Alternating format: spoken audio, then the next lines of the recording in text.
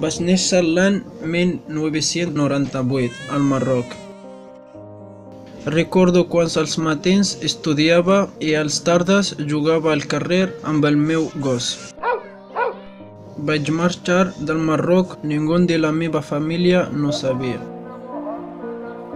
Vaig anar al port, a Algeciras, i vaig anar fins a Gibraltar, a un centre de menors.